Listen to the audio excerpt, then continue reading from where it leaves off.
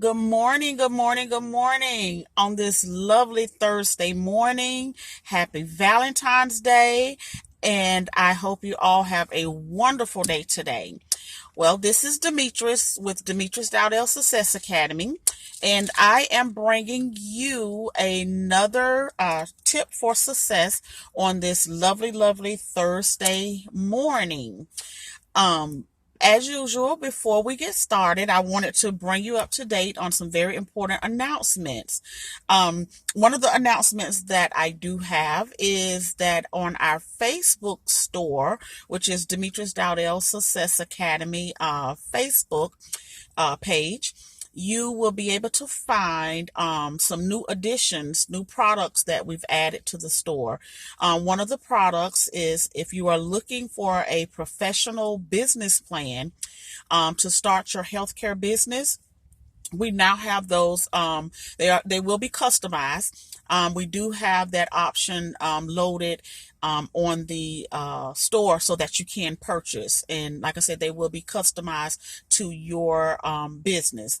Another product that we also have is if you want to give your new employees a professional orientation, we do have now available to purchase orientation kits where you can give your new hire staff a well put together orientation. It includes like your PowerPoint. It includes different forms that you will need to start your healthcare business. So we have that package available, and it does details everything that the package offers, but it does help your orientation move smoothly. And that we all know, professionalism is huge when you are hiring new staff and just running your day-to-day business. And the third product that we have is employee handbooks. So if your organization is in need of an employee handbook, that handbook represents what your company is all about, what it stands for. That is the introduction of really your company on paper. On how you view, your organization, the things that you expect within your organization. It's very important that your employees, your standards of your organization. So we do have those products available to purchase. We also have the 1 day live boot camps that we are doing, and that runs until March the 20th, I believe. There's 3 more dates that's available. They are the 1 day live boot camp, so it's hustle and go with this. I'm teaching you how to set up your homemaker and companion agency, and it goes from A to Z. So it's a 1 day live boot camp, and I greatly reduced the price of that boot camp. If you're interested, you can RSVP your seat on the Facebook page, Demetrice Dowdell Success Academy Facebook page, or you can go directly to Eventbrite and RSVP your seat. That is, like I said, a 1 day live event. I greatly reduced the price for that. It is a fast track course. And right now the to RSVP your seat, that cost of that course is $300. In order to take that course, but it's some good information. It's power packed, 1 day live, and when you complete that course, you are ready to go out and open your homemaker and companion agency. And that's pretty much all of the announcement that I have for for now. But stay tuned, because we are bringing some exciting things to you, and to make sure that you are able to be successful with opening your healthcare business. Um, so we'll get right into the tip for Thursday. I wanted to just recap on the last video. We were this is a follow-up actually to that particular video, where we outlined the benefits of obtaining a minimum of a CNA certificate in order to successfully start or run your organization.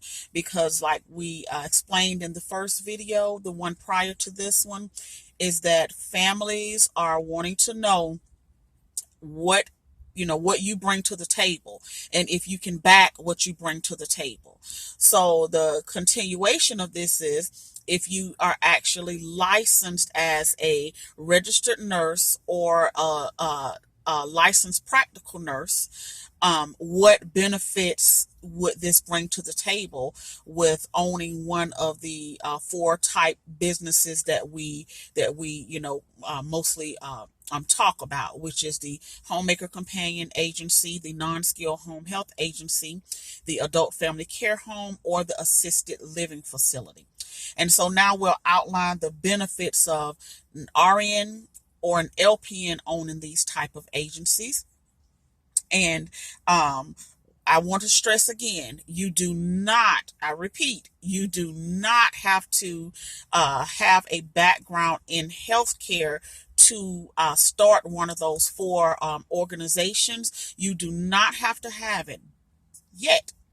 I highly recommend that if you're going to open this business, you're going to start this business, you need to know something about the background. You need to do your work, your research, and know something about the healthcare industry, because again, this is how you're going to be able to be successful in your organization.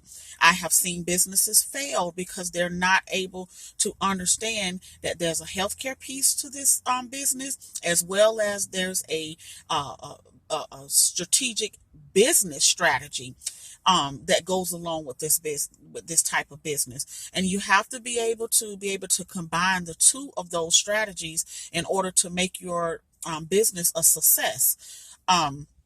So it goes back to the presentation.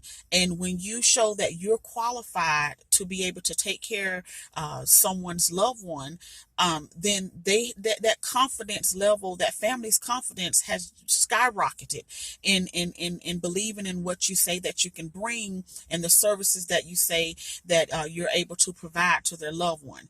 So that is the reason I encourage you that if you are going to start one of these businesses, even if you already have one of these businesses up and going, it is never too late to obtain a minimum of a CNA certificate.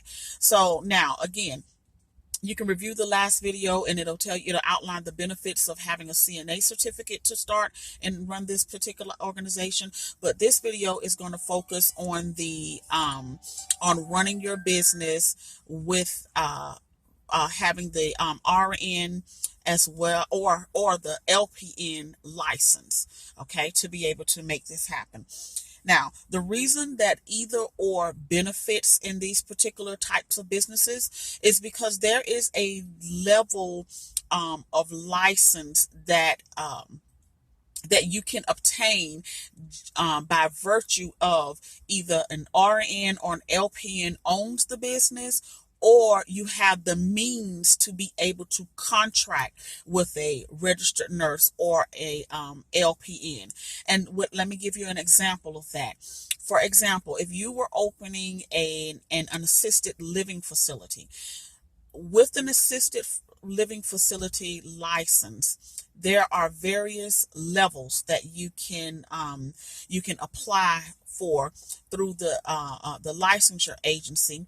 And with those various licenses, that gives you the ability to be able to do and perform certain services within your organization. So if you are looking to give medications in your facility, administer medication. This means that the resident cannot take their medication independently on their own without the help of someone actually helping them take that pill. That's administering a medication. Now, there's a big difference. Let me just put this note in here right quick. There's a huge difference in administering a medication and passing the resident a cup of medications, little pills of a cup of medications, and they're able to take it themselves, because that will call for two types of individuals that you can hire within your organization. If the resident is able to pick up the little medication cup and take the pills themselves, that is not administering medications. So you would be allowed to hire a medication tech, which is not a registered nurse or an LPN. But the minute that someone has to help the resident put that pill in their mouth, help their hand go to their mouth with that medication cup, or have to physically give the medication to the individual and stand and make sure that they've taken every last one of the pills that's in the medication cup, that is administering medications. And you have to be a registered nurse or a licensed practical nurse in order for that action to take place in your facility. So that is what I mean by the different types of license, so that you will be able to perform the various services within your organization. Okay, so with that being said, here are some of the benefits that you can expect with being a registered nurse or a licensed practical nurse with this type of business. Okay, one of the things that registered nurses or licensed practical nurses are able to do is perform assessments. They are able to initiate interventions, mean take action, put actions into place for the residents. They are able to evaluate a resident, meaning watch them a little bit more closely, look for any suspicious outcome that may that needs to be monitored for. And they also are able to administer medications. Okay. So now, how does this benefit your type of agency that you want to start? Well, in many ways. When you're looking at, let's take assessments, for example. When you're looking at wanting to bring a new resident into your services, each one of these specialized licensures has requirement to what type of residents you can admit to your service. So the wise thing would be, before you're going to admit this resident to your service or this client to your agency, you want to make sure that you are able to meet the needs. If you are not a clinical type person, meaning a background in nursing or background in healthcare, if you're not a clinical type individual and you own this agency or this home, then it would be wise if you would want a nurse or to hire a nurse to come on board to be able to do your assessments in order to make sure that you are admitting a resident that are within the guidelines of what the state licensure says that you can have in your facility or on your services. Now, the interventions, again, there are certain licensure types where there are some basic things that a nurse can perform within these type of especially the facilities, and that especially with adult family care homes as well as the assisted living. Those two types is definitely beneficial, because there are certain types of intervention that are simple, rather simple types of interventions that may need to be done for the resident while they are either admitted to your facility or your agency. And an example of that would be if there was, for instance, oxygen that needed to be for one of the residents. They have oxygen, where in order to be able to place that oxygen or intervene and make sure or make sure that oxygen is on that patient, well, according to the guidelines, that needs to be done by a nurse. Because oxygen, whether we like it or not, is considered a medication administration. So there's kind of like a twofold situation that goes on here. It's an intervention, meaning you're intervening and putting either that oxygen on or making sure that that oxygen is on that resident, as well as administering that oxygen, making sure that it's on the right liters in order for that the order prescribed liters, and that the resident is supposed to obtain and on a day-to-day basis.